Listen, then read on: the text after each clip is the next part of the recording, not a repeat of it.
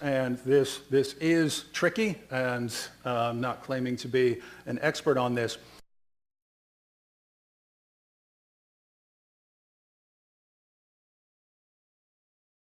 My name is Ahmad, and this is a question for Dr. Wood. It's a little bit different about what we've been talking about today, but it's about the nature of Jesus.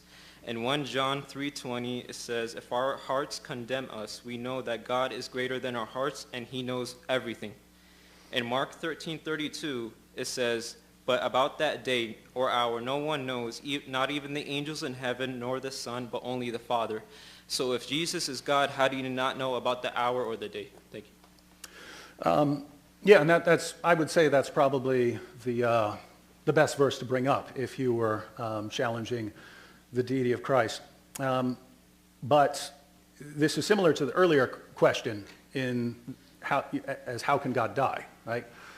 If you're just saying God as he is in himself eternally, well, that would make no sense for God to die.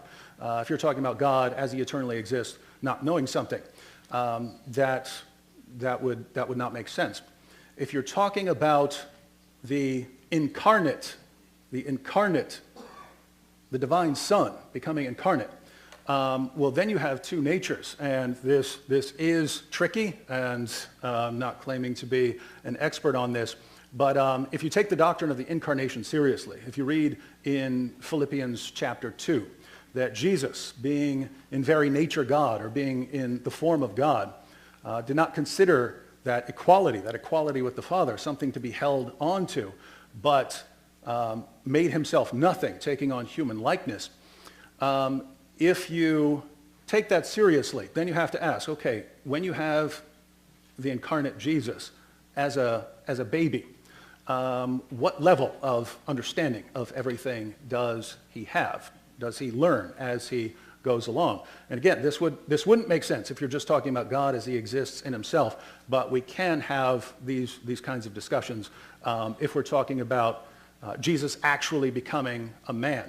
And so you have different interpretations of the text, but I don't see that it's inconsistent with maintaining the deity of Christ if we acknowledge that Jesus did become a man, and that if God is, in some sense, laying aside his glory to wrap himself in human flesh, that maybe he could say, in those circumstances, as the incarnate Son, he didn't know something.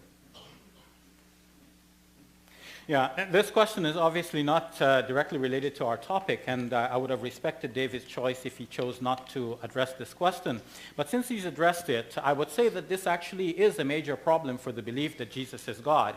Because, yeah, if he doesn't know when the hour will occur, then there is at least one fact that he doesn't know, and God cannot cannot be ignorant of one fact.